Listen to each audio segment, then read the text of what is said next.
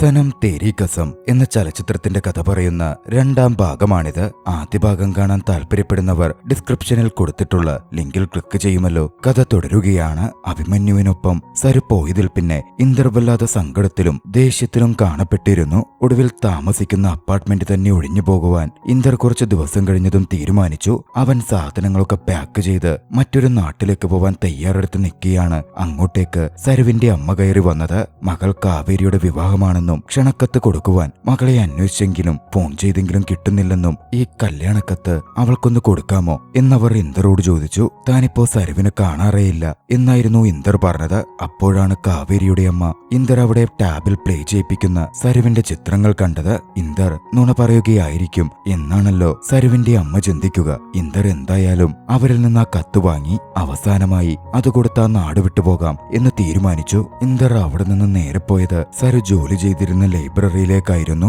അവിടെ ചെന്ന് സരുവിനെ പറ്റി അവൻ തിരക്കി. സരു അവിടെ ഇപ്പോൾ ജോലി ചെയ്യുന്നില്ല എന്ന മറുപടിയായിരുന്നു ലഭിച്ചത്. ഇന്ദർ അവിടെ നിന്നും അഭിമന്യുവിന്റെ ഓഫീസിലേക്ക് പോയി. റിസപ്ഷനിൽ ഇത് സരുവിന് കൊടുക്കാൻ അഭിമന്യുവിനെ ഏൽപ്പിക്കണം എന്ന് പറഞ്ഞവൻ പോരാൻ തുടങ്ങി. പക്ഷേ പിന്നാലെ കല്യാണക്കത്ത് കിട്ടിയതും അഭിമന്യു ഇന്ദറെ കാണുവാൻ ചെന്നു. തനിക്ക് ഈ കല്യാണക്കത്ത് സരുവിന്റെ പക്കൽ കൊടുക്കാൻ പറ്റില്ലെന്നും അവളെ ലാസ്റ്റ് താൻ കല്യാണത്തിന്റെ എന്നാ കണ്ടത് എന്നും അവൻ ഇന്ദറിനോട് പറഞ്ഞു. നുണയ പറയുന്നത്, നീ റിസോർട്ടിൽ വന്നത് ഞാൻ കണ്ടിരുന്നല്ലോ എന്ന തരത്തിൽ ഇന്ദർ അഭിമന്യുവിനെ എതിരിട്ടു. അതിന്റെ ഒരു പേഴ്സണൽ ആവശ്യത്തിന് വന്നതാ. അവിടെ നിന്ന് സരുവിന്റെ വഴിക്ക് പോയി, ഞാൻ എന്റെ വഴിക്കും എന്നായിരുന്നു അഭിമന്യു പറഞ്ഞത്. അവൾ പോയ അഡ്രസ് അറിയാമോ? എനിക്കോ അവളുടെ ഫാമിലിക്കോ എന്തെങ്കിലും മെസ്സേജുകൾ ഉണ്ടായിരുന്നോ എന്ന ഇന്ദറിന്റെ ചോദ്യത്തിനും ഇല്ലെന്നായിരുന്നു അഭിമന്യു പറഞ്ഞത്. പിന്നാലെ ഇന്ദർ മസ്തക്കീൻ ബായുടെ സഹായത്തോടെ സരുവിനെ തിരയാൻ ആരംഭിച്ചു. ഒടുവിൽ സരുവിന്റെ മൊബൈൽ ഫോൺ ലൊക്കേഷന്റെ സഹായത്തോടെയായിരുന്നു ഇന്ദർ അവളെ കണ്ടെത്തിയത്. സരു ഒറ്റപ്പെട്ട ഒരു കാടിനകത്ത് എന്തൊക്കെയോ ആലോചിച്ചിരിക്കുകയായിരുന്നു. ഇന്ദർ സരുവിനടുത്തെത്തി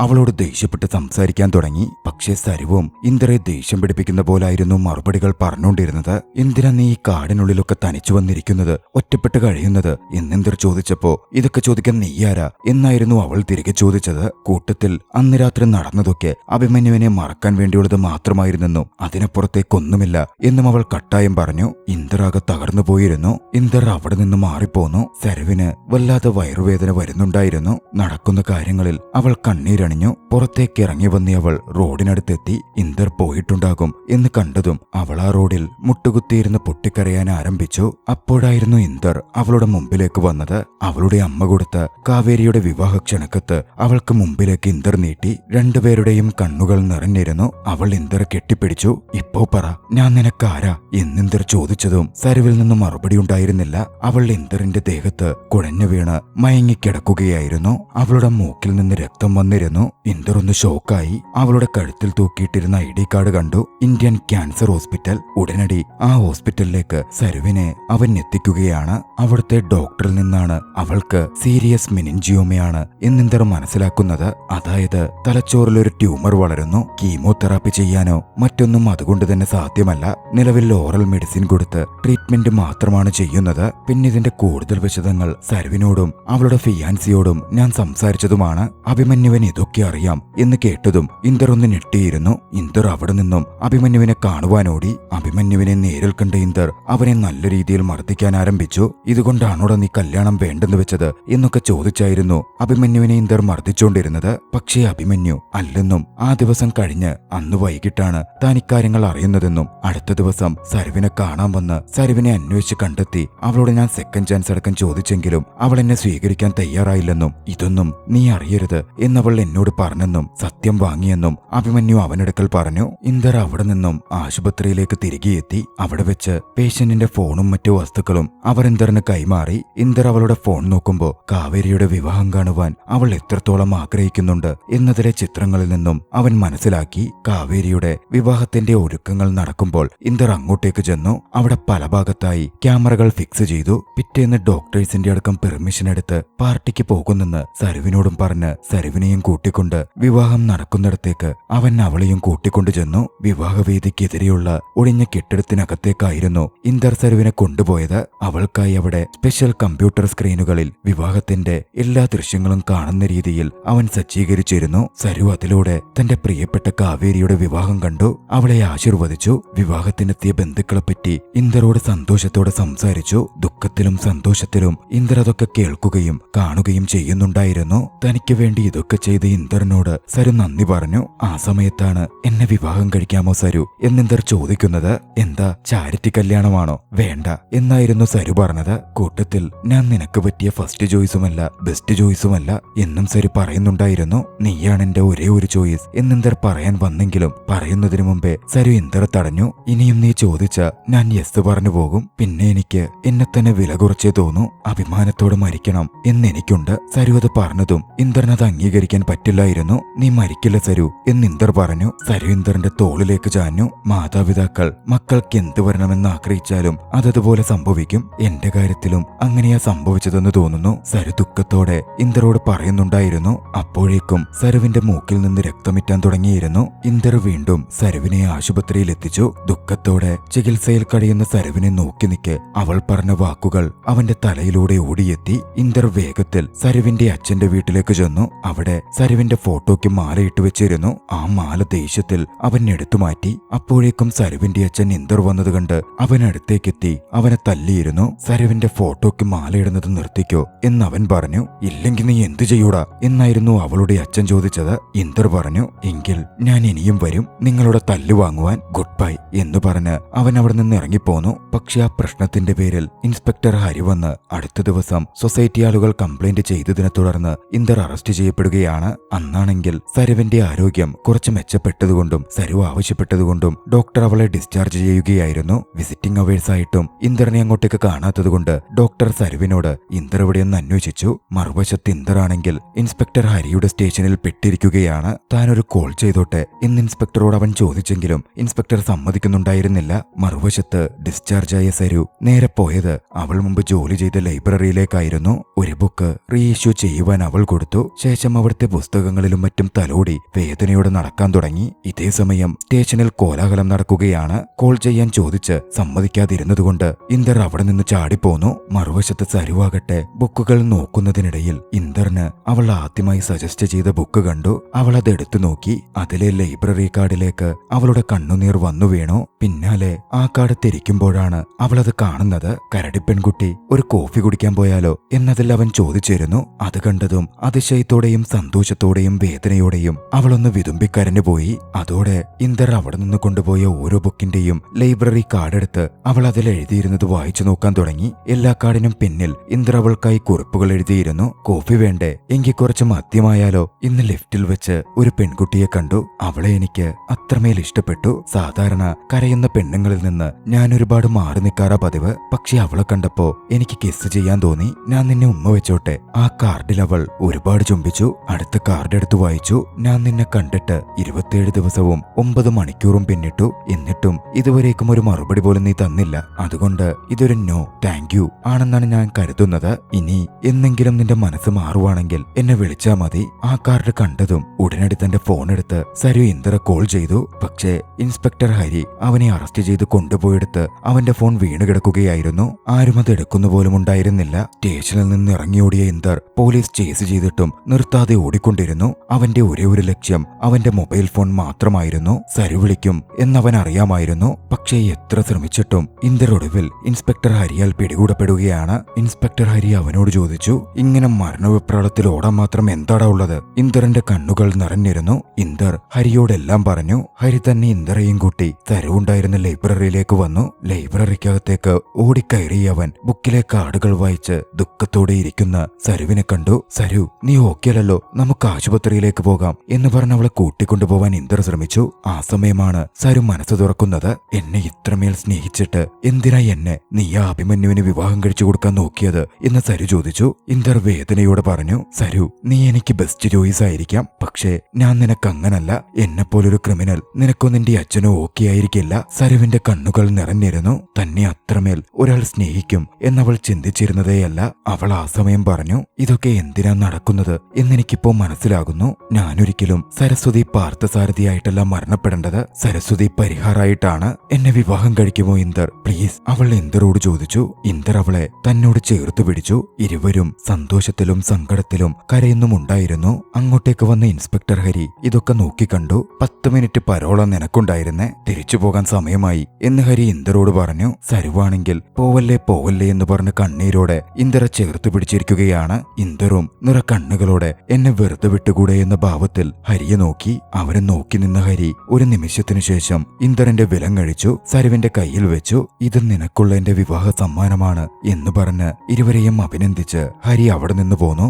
അന്ന് രാത്രിയിൽ ഇന്ദറും സരുവും ഒന്നിച്ചായിരുന്നു. സരു മൈലാഞ്ചിയൊക്കെ ഇട്ട് വധുവിനെ പോലെ അണിഞ്ഞൊരുങ്ങിയിരുന്നു. വിവാഹത്തിന് ഏത് വസ്ത്രം ധരിക്കും എന്ന് പറഞ്ഞവർ സംസാരിച്ചു തുടങ്ങി. സംസാരത്തിനിടയിൽ ഞാൻ മരിച്ചു കഴിഞ്ഞാൽ എന്റെ ഫോട്ടോയിൽ മാലയിടരുത്, എനിക്കത് ഇഷ്ടമല്ല ഇന്ദർ എന്നവൾ പറയുന്നുണ്ടായിരുന്നു. കൂട്ടത്തിൽ എന്നെ ഒരു മരത്തിന് ചോട്ടിൽ അടക്കണമെന്നും പൂവുള്ള മരമായിരിക്കണമെന്നും എന്നെ ആരെങ്കിലും കാണാൻ വരുമ്പോ സ്നേഹത്തോടെ താൻ അവർക്കുമേൽ പൂ ചൊരിയും എന്നും അവൾ പറഞ്ഞു വെച്ചു. അവൾ അന്നുറങ്ങുമ്പോഴും അവൾ പറഞ്ഞതൊക്കെ ആലോചിച്ച് ഇന്ദർ അവളെ നോക്കിയിരുന്നിരുന്നു. പെട്ടെന്ന് ഒരു കാര്യം ആലോചിച്ച ഇന്ദർ വേഗം അവിടെ നിന്നും സരുവിന്റെ അച്ഛന്റെ ഫ്ളാറ്റിലേക്ക് പോയി. അവിടെ ചെന്ന് സരുവിന്റെ ഫോട്ടോയിലിട്ടിരുന്ന മാല വലിച്ചു പറിച്ചു കളഞ്ഞു. ശേഷം സരുവിന്റെ അച്ഛന്റെ മുമ്പിലേക്ക് എത്തിയവൻ അയാൾക്ക് നേരെ തോക്ക് ചൂണ്ടി. അയാൾ ഒരു ബുക്ക് വായിച്ചുകൊണ്ടിരിക്കുകയായിരുന്നു. ഇന്ദർ വന്നത് കണ്ടതും അയാൾ ആ ബുക്ക് മറച്ചു പിടിച്ചു. ഇന്ദർ സരുവിന്റെ അച്ഛനോട് ഇനി സരുവിന്റെ ഫോട്ടോയിൽ മാലയിട്ടാൽ നിങ്ങളെ കൊന്നുകളയും എന്ന തരത്തിൽ ഭീഷണിപ്പെടുത്തി. ഇത്രയും ധൈര്യം നിനക്ക് എവിടെ നിന്ന് വന്നടാ എന്നയാൾ ചോദിച്ചപ്പോ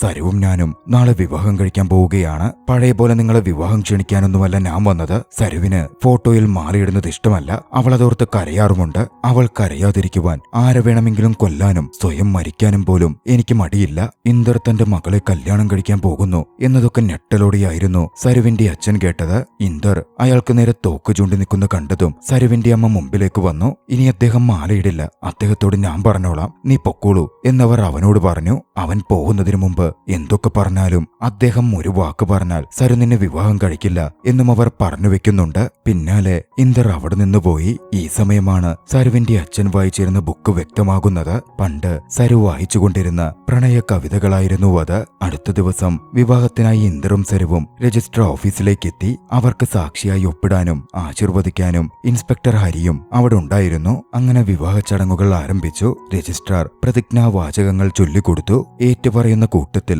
ഒരു വാചകമുണ്ടായിരുന്നു. എന്റെ അച്ഛനെയും അമ്മയെയും എത്രമാത്രം താൻ ബഹുമാനിക്കുന്നുവോ അതുപോലെ തന്റെ ഇണയുടെ അച്ഛനെയും അമ്മയെയും താൻ ബഹുമാനിക്കുമെന്ന്. അത് പറയുവാൻ ഇന്ദർ മടിച്ചു നിന്നു. പിന്നാലെ സരുവിനെ കൂട്ടി ഇന്ദർ പുറത്തേക്ക് പോയി. അവളോടായി പറഞ്ഞു, എന്റെ അച്ഛനോട് എനിക്കൊരു ബഹുമാനവുമില്ല. അവിടെ വെച്ച് നുണവാചകങ്ങൾ ഏറ്റുപറയാൻ എനിക്ക് പറ്റില്ല. നിന്നോട് കള്ളം പറയാനും എനിക്ക് സാധിക്കില്ല സരു. സരുവിന് ഇന്ദറെ മനസ്സിലാവുമായിരുന്നു. പ്രതിജ്ഞാവാചകങ്ങൾ ഇല്ലാതെ വിവാഹം കഴിച്ചാ പോരെ എന്നിന്ദർ ചോദിച്ചപ്പോ സരു ഓക്കെ പറഞ്ഞു. രജിസ്ട്രാറുടെ മുമ്പിലെത്തി പരസ്പരം വിവാഹമാല ചാർത്തി വിവാഹം കഴിക്കാൻ അവർ തയ്യാറെടുത്തു. അപ്പോഴാണ് അങ്ങോട്ടേക്ക് സരുവിന്റെ അച്ഛനും അമ്മയും കയറി വരുന്നത്. അച്ഛനെ കണ്ടതും സരു അല്പം വല്ലാതായിരുന്നു. അച്ഛൻ വിവാഹത്തിന് എതിർക്കുമോ എന്ന ഭയം സരുവിനുണ്ടായിരുന്നു. ഇന്ദറെ ഉപേക്ഷിക്കാനും പറ്റുന്നില്ല. സരു ആകെ ധർമ്മസങ്കടത്തിലായി നിന്നു. അച്ഛനോട് തന്നെ ഈ വിവാഹം കഴിക്കാൻ അനുവദിക്കൂ എന്ന് സരു അപേക്ഷിച്ചു. ഈ സമയം അവളുടെ അച്ഛൻ പറഞ്ഞു, ഇവൻ ഇന്നലെ വീട്ടിൽ വന്നു പറഞ്ഞു നിനക്ക് വേണ്ടി ഇവൻ കൊല്ലുമെന്നും സ്വയം ചാവുമെന്നും. അത്രയും വലിയ പ്രതിജ്ഞയൊന്നും ഒരു പെണ്ണിനു വേണ്ടി മറ്റൊരാൾക്കും ചെയ്യാൻ സാധിക്കില്ല. നിനക്ക് ഇവനേക്കാൾ പറ്റിയ വേറൊരു വരനുണ്ടെന്നും എനിക്ക് തോന്നുന്നില്ല. സരുവിന്റെ അച്ഛന്റെ മനസ്സ് അതിനോടകം മാറിക്കഴിഞ്ഞിരുന്നു. സരുവിന്റെ അച്ഛൻ ആ വിവാഹത്തിന് സമ്മതിക്കുകയാണ്. ഇന്ദറും സരുവും അത്രമേൽ സന്തോഷിച്ചിരുന്നു. വൈകാതെ അവരുടെ സാന്നിധ്യത്തിൽ ഇരുവരുടെയും വിവാഹം നടന്നു. സരു ഒപ്പിടാൻ തയ്യാറാകുമ്പോ അവളുടെ കാഴ്ച മങ്ങുന്നുണ്ടായിരുന്നു. പെട്ടെന്ന് സരു മയങ്ങി വീണു. ഇന്ദർ അവളെ താങ്ങിപ്പിടിച്ചു. അതേ വിവാഹ വസ്ത്രത്തിൽ തന്നെ അവൾ ആശുപത്രിയിലേക്ക് മാറ്റപ്പെട്ടു. അപ്പോൾ മാത്രമായിരുന്നു തന്റെ മകൾ കടന്നുപോകുന്ന അസുഖത്തെ പറ്റിയൊക്കെ സരുവിന്റെ കുടുംബം മനസ്സിലാക്കുന്നത്. അഡ്മിറ്റായ സരു അച്ഛനോട് സംസാരിക്കാൻ തന്റെ അടുത്തേക്ക് വിളിച്ചു. അവിടെ കിടക്കുമ്പോ കാവേരി ഹാപ്പിയാണോ എന്ന് അവൾ ചോദിച്ചു. അതെന്നച്ഛൻ തലകുലുക്കി. എന്റെ ഭർത്താവ് അവളുടെ ഭർത്താവിനേക്കാൾ സുന്ദരനല്ലേ എന്നവൾ ചോദിച്ചപ്പോ കണ്ണു നിറഞ്ഞ് ചിരിയോടെ അതേയെന്ന് അദ്ദേഹം പറഞ്ഞു. അവളോട് പറയണ്ട, അവൾ അപ്സെറ്റ് ആകും എന്നായിരുന്നു സരു പറഞ്ഞത്. മോൾ എന്നെ വെറുക്കുന്നുണ്ടോ എന്ന് അദ്ദേഹം ചോദിച്ചപ്പോ അച്ഛനെ ഞാൻ ഒരുപാട് മിസ് ചെയ്യുന്നച്ച എന്ന് സരു പറഞ്ഞു. അദ്ദേഹം ഓടിപ്പോയി മകളുടെ കൈ പിടിച്ചു. അപ്പോഴാണ് ഡോക്ടർ അങ്ങോട്ടേക്ക് വരുന്നത്. എല്ലാവരും വന്നതിൽ സന്തോഷം, വിവാഹ ആശംസകൾ എന്ന് ഡോക്ടർ പറഞ്ഞു. എപ്പോഴാ ഡോക്ടർ സരുവിനെ ഡിസ്ചാർജ് ചെയ്യുക? ഞങ്ങൾക്ക് വിവാഹ റിസപ്ഷനൊക്കെ നടത്താനുള്ളതാ. അവളുടെ സഹോദരി US-ലാ. ഇന്ത്യ മൊത്തമുള്ള ഞങ്ങളുടെ ബന്ധുക്കളെ വിളിക്കണം, കുറേയധികം സമയമെടുക്കും. അച്ഛൻ അത് പറഞ്ഞപ്പോ ഡോക്ടർ ഒന്നും മിണ്ടുന്നുണ്ടായിരുന്നില്ല. സരു ഡോക്ടറോട് ചോദിച്ചു, ഇനിയും എനിക്ക് എത്ര സമയമുണ്ട് ഡോക്ടർ? എന്റെ ഈ മൈലാഞ്ചി മായുന്നവരെയെങ്കിലും സമയമുണ്ടോ? സരുവിന്റെ ആ ചോദ്യം കേട്ടതും തന്റെ മകൾ മരിക്കാൻ പോകുന്നു എന്നറിഞ്ഞ അച്ഛനും അമ്മയും ആകെ തകർന്നു പോയിരുന്നു. ജീവിച്ചിരിക്കുമ്പോ തന്നെ മകളുടെ കർമ്മം ചെയ്ത് അച്ഛനാ താൻ, ഏതൊരച്ഛനാ അങ്ങനെ ചെയ്യുന്നേ എന്ന് പറഞ്ഞ് അദ്ദേഹം സ്വയം കുറ്റപ്പെടുത്തിക്കൊണ്ടിരുന്നു. സരു പക്ഷേ അച്ഛനെ ചേർത്ത് പിടിച്ച് ആശ്വസിപ്പിച്ചു. സരു വീണ്ടും തന്റെ കുടുംബത്തോടൊപ്പം ചേരുന്നത് കണ്ണുനീരോടെ പുറത്തുനിന്ന് ഇന്ദർ നോക്കിക്കാണുന്നുണ്ടായിരുന്നു. അപ്പോഴേക്കും ഹരി അങ്ങോട്ടേക്ക് വന്നു. സരു മറന്നുവെച്ചു പോയ സരുവിന്റെ പേഴ്സും ബുക്കും ഇന്ദറെ ഏൽപ്പിച്ചു. കൂട്ടത്തിൽ ആ ബുക്ക് കഴിഞ്ഞ കുറെ മാസങ്ങളായി സരു റീഇഷ്യൂ ചെയ്തുകൊണ്ടിരിക്കുകയായിരുന്നെന്നും അതിലൊരു പൂവ് ബുക്ക് മാർക്ക് പോലെ അവൾ വെച്ചിരുന്നെന്നും പേജ് നമ്പർ 65 ആണതെന്നും ഹരി ഇന്ദറോട് പറഞ്ഞു. ഇന്ദർ അത് തുറന്നു നോക്കി. ഇന്ദറും അച്ഛനും അവരുടെ ഗാർഡനിൽ വളരെ പഴക്കം ചെന്ന ഒരു മരത്തിന് ചുവട്ടിൽ നിൽക്കുന്ന ഫോട്ടോ ആയിരുന്നു ആ ബുക്കിന്റെ 65 പേജിൽ ഉണ്ടായിരുന്നത്. അതിൽ 1994 മുതൽ 2015 വരെ എന്ന് മാർക്ക് ചെയ്യുകയും ചെയ്തിരുന്നു. അവൾ പറയുന്നത് എന്താണെന്ന് നിനക്ക് മാത്രമേ മനസ്സിലാക്കാൻ സാധിക്കൂ എന്നുകൂടി ഇൻസ്പെക്ടർ പറഞ്ഞതോടെ ഹരി അത് തിരിച്ചറിഞ്ഞു. ഹരി വേഗത്തിൽ ആശുപത്രിയിൽ നിന്ന് തന്റെ അച്ഛനെ കാണുവാൻ പുറപ്പെട്ടു. വീട്ടിലെത്തി ഗൗരവത്തിലുള്ള തന്റെ അച്ഛനെ കണ്ടു. ഗാർഡനിൽ ഇപ്പോഴും ആ ഓക്ക് ട്രീ ഉണ്ടോ എന്ന് അവൻ ചോദിച്ചു. ഉണ്ടെന്നച്ഛൻ പറഞ്ഞതും അതിന്റെ ചോട്ടിലെ 2 അടി മണ്ണ് എനിക്ക് വേണം എന്നിന്ദർ അച്ഛനോട് ആവശ്യപ്പെട്ടു. എന്തിനാണെന്ന് അദ്ദേഹം ചോദിച്ചപ്പോ തനിക്കത് വേണം എന്ന് മാത്രമായിരുന്നു ഇന്ദർ പറഞ്ഞത്. ഇന്ദറിന്റെ ശരീരത്തിൽ സരുവിൽ നിന്നായ രക്തക്കറയുണ്ടായിരുന്നു. അതുകണ്ട് ഇത്തവണ നീ ആരെ കൊന്നിട്ടാ വന്നത് എന്നച്ഛൻ ദേഷ്യത്തിൽ ചോദിച്ചതും ഇന്ദർ ദേഷ്യപ്പെട്ടിറങ്ങിപ്പോവാൻ തുടങ്ങി. അവന്റെ അച്ഛൻ പിന്നാലെ ചെന്ന് എപ്പോഴും നീ ഇങ്ങനെ ഓടി ഒളിക്കുന്നത് എങ്ങോട്ടാണ് എന്ന തരത്തിൽ ചോദിച്ചു. ഞാനിത് അച്ഛനിൽ നിന്നാണ് പഠിച്ചത് എന്നായിരുന്നു ഇന്ദർ പറഞ്ഞത്. ശേഷം അവൻ വീണ്ടും സരുവിനടുത്തെത്തി. സരുവിനടുത്തിരിക്കുമ്പോ താൻ ആരെ കൊന്നിട്ട് ജയിലിൽ പോയത് എന്ന് ഇതുവരെ നീ ചോദിച്ചില്ലല്ലോ എന്നിന്ദർ സരുവിനോട് തിരക്കി. സരു പറഞ്ഞു, ആരെയെങ്കിലും രക്ഷിക്കാൻ വേണ്ടിയായിരിക്കും നീ ഒരുപക്ഷെ ആ കൊലപാതകം ചെയ്തത്. ഇന്ദർ പറഞ്ഞു, എനിക്ക് 13 വയസ്സുള്ളപ്പോഴാണ് എന്നെ നോക്കാൻ ഒരു നാനിയുണ്ടായിരുന്നു. ലില്ലി എന്നായിരുന്നു അവരുടെ പേര്. എനിക്കവരെന്റെ അമ്മയെപ്പോലായിരുന്നു. ഒരിക്കൽ എന്റെ അങ്കിൾ അവരുടെ മുറിയിൽ കയറി അവരെ കടന്നുപിടിക്കാൻ ശ്രമിച്ചു. സ്വയരക്ഷയ്ക്ക് അവർ എന്റെ അങ്കിളിനെ കൊന്നു. എന്റെ അച്ഛൻ ഒരിക്കലും അവർ പറയുന്നത് വിശ്വസിക്കില്ല എന്നെനിക്കറിയാമായിരുന്നു. അതുകൊണ്ട് ഞാനാണ് അങ്കിളിനെ കൊന്നതെന്ന് ഞാൻ പറഞ്ഞു. രാജ്യത്തെ ഏറ്റവും വലിയ ക്രിമിനൽ ലോയർ എന്റെ അച്ഛൻ എന്റെ കേസെടുക്കാൻ തയ്യാറായില്ല. അദ്ദേഹം എന്നെ കൈയൊഴിഞ്ഞു. ഒരിക്കലും അത് മറക്കാനോ ക്ഷമിക്കാനോ എനിക്ക് സാധിക്കില്ല.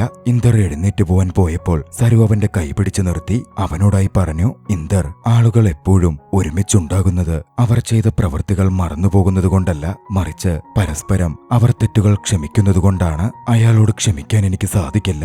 ഇന്ദർ പറഞ്ഞപ്പോൾ അത് പാടില്ലെന്ന് പറഞ്ഞ് ക്ഷമിക്കണമെന്നാവശ്യപ്പെട്ട് സരു ഇന്ദറിൽ നിന്ന് സത്യം വാങ്ങി. ഇന്ദറിനെ സരു തന്നോട് ചേർത്ത് കിടത്തി തന്നോട് ബൈ പറയാൻ ആവശ്യപ്പെട്ടു. ഒരിക്കലും പറ്റില്ല, നീ പോവരുത് എന്നായിരുന്നു ഇന്ദർ പറഞ്ഞത്. ഭർത്താവിന്റെ അനുവാദമില്ലാതെ ഭാര്യയെ എങ്ങനെ പോവാനാണ്? സരു പറഞ്ഞപ്പോ ഇല്ല, നീ പോവരുത്, ഞാൻ സമ്മതിക്കില്ല എന്നൊക്കെ ഇന്ദർ പറഞ്ഞുകൊണ്ടിരുന്നു. സരു പറഞ്ഞു, എന്റെ അച്ഛന്റെയും അമ്മയുടെയും പ്രാർത്ഥനയ്ക്ക് എനിക്ക് കിട്ടിയ മറുപടിയാണ് നീ. ദൈവത്തിന്റെ പേഴ്സണൽ ലവ് ലെറ്റർ. ഞാനിപ്പോ ആ ലവ് ലെറ്റർ വായിച്ചു കഴിഞ്ഞു. അതുകൊണ്ട് തന്നെ മരിക്കുവാനും എനിക്ക് പേടിയില്ല. ഇന്ദർ കണ്ണുനീരോടെ അവളോട് ഐ ലവ് യു പറഞ്ഞു. അവളും തിരികെ ഐ ലവ് യു പറഞ്ഞു. അധികം വൈകാതെ ഇന്ദർ ചേർത്തു പിടിച്ചുകൊണ്ടിരുന്ന സരു ഇന്ദറിന്റെ കൈവലയത്തിനുള്ളിൽ കിടന്നുകൊണ്ട് തന്നെ ഈ ലോകത്തിൽ നിന്ന് യാത്ര പറഞ്ഞു. ഇന്ദർ വേദനയോടെ പൊട്ടിക്കരഞ്ഞിരുന്നു. അവൻ അവിടെ നിന്ന് നടന്ന് ആശുപത്രിയിൽ നിന്ന് പുറത്തേക്ക് വരുമ്പോ ഇന്ദറിന്റെ അച്ഛൻ അവന് മുമ്പിലെത്തി. അവനോട് സംസാരിച്ചു. നിന്റെ വിവാഹം കഴിഞ്ഞെന്നറിഞ്ഞല്ലോ. വിവാഹത്തിന് 2 അടി മണ്ണ് ചോദിക്കുന്ന ആദ്യത്തെ വ്യക്തി നീ മാത്രമായിരിക്കും. ഒക്കെ ഞാൻ അറിഞ്ഞു. പണ്ട് നിന്നെ രക്ഷപ്പെടുത്താൻ എനിക്ക് സാധിച്ചില്ല. എന്റെ ജീവിതത്തിലെ ഏറ്റവും വലിയ തെറ്റായിരുന്നു അത്. പക്ഷേ ഇത്തവണ ഞാൻ എന്റെ മരുമകളെ രക്ഷപ്പെടുത്തും. ഇന്ദർ വേദനയോടെ അവൾ പോയെന്ന് പറഞ്ഞു. ഇന്ദറിന്റെ അച്ഛനും ഏറെ ഞെട്ടലോടെയായിരുന്നു അത് കേട്ടത്. അദ്ദേഹം കരയാൻ തുടങ്ങി. ഇന്ദർ തന്റെ അച്ഛനെ ചേർത്തു പിടിച്ച് ആശ്വസിപ്പിച്ചു. നിനക്കെന്നോട് ക്ഷമിക്കാൻ പറ്റുമോ എന്ന് അദ്ദേഹം ചോദിച്ചപ്പോ സരു അവനോട് പറഞ്ഞ അതേ വാക്കുകൾ അവൻ തന്റെ അച്ഛനടുക്കൽ പറഞ്ഞു. അച്ഛൻ ഇന്ദറിനെ തന്നോട് ചേർത്തു പിടിച്ചിരുന്നു. ഫ്ലാഷ് ബാക്ക് അവസാനിച്ച് കഥ അവിടെ നിന്നും പ്രസന്റിലേക്ക് വരുന്നു. സരസ്വതി പരിഹാർ 1994 മുതൽ 2015 വരെ ഇന്ന് കൊത്തിവെച്ചിരുന്ന ഓക്ക് മരത്തിനു മുമ്പിൽ ഇന്ദർ അപ്പോഴും നിൽക്കുകയായിരുന്നു. ഓക്ക് മരത്തിൽ നിന്നും പുഷ്പങ്ങൾ ഇന്ദറിനു മേലേക്ക് കൊഴിഞ്ഞു വീണു. സരസ്വതി അവനെ അഭിനന്ദിക്കുന്ന പോലെ മരത്തെ നോക്കി ഇന്ദർ പറഞ്ഞു, താങ്ക് യു. നിന്റെ ഭർത്താവിന്റെ നേട്ടങ്ങളിൽ നീ സന്തോഷിക്കുന്നുവല്ലേ? നമുക്കൊരു ഡ്രിങ്ക് കഴിച്ചാലോ? ചിയേഴ്സ്. പിന്നെ ഞാൻ മദ്യപിക്കാറില്ലാട്ടോ. വർഷത്തിൽ 1-2 വട്ടം ജസ്റ്റ് ഒന്ന് ടേസ്റ്റ് ചെയ്യാറ് മാത്രമേ ഉള്ളൂ. ഞാൻ നിന്നെ ഒരുപാട് മിസ് ചെയ്യുന്നുണ്ട്. ഓരോ ദിവസവും നിന്നെ ഞാൻ ഒരുപാട് മിസ് ചെയ്യുന്നു. ഇന്ദറിന്റെ കണ്ണുകൾ നിറഞ്ഞിരുന്നു. ആ ഓക്കുമരത്തിന്റെ ചോട്ടിൽ പഴയ കാര്യങ്ങൾ ഓരോന്നാലോചിച്ച് തന്റെ പ്രിയപ്പെട്ടവൾക്കൊപ്പം എന്ന പോലെ ഇന്ദർ കിടന്നുകൊണ്ടേയിരുന്നു. ആ ദൃശ്യത്തോടെ അതിഗംഭീര ചലച്ചിത്രം അവസാനിക്കുകയാണ്. രസകരമായ ഈ ചലച്ചിത്രം നിങ്ങൾക്കിഷ്ടമായെങ്കിൽ വീഡിയോ ലൈക്ക് ചെയ്യുക. അഭിപ്രായങ്ങളും നിർദ്ദേശങ്ങളും കമന്റുകളിൽ രേഖപ്പെടുത്തുക. കഴിയുമെങ്കിൽ ചാനൽ സബ്സ്ക്രൈബ് ചെയ്തും കൂട്ടുകാർക്ക് ഷെയർ ചെയ്തു കൊടുത്തും ഞങ്ങളെ സപ്പോർട്ട് ചെയ്യുക. അടുത്ത എപ്പിസോഡിൽ മറ്റൊരു മികച്ച ചലച്ചിത്രവുമായി നമുക്ക് കണ്ടുമുട്ടാം. അതുവരെ ബൈ.